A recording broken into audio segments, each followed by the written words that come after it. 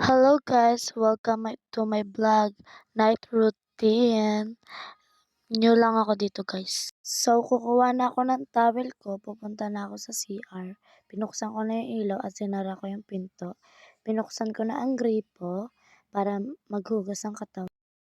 Tapos ako maghugas, kumuha na ako ng pantulog ko na damit and pajama. So, pumipili pa ako dyan guys. Yung nakapili na ako guys.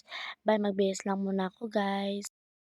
So, nakabihis na ako guys. So, lalabas na tayo at papatayin natin ng ilaw. At lalabas na tayo, kukuha tayo ng mga gamit na gagawin natin. So, pulbo. Yan, tapos ko na gamitin.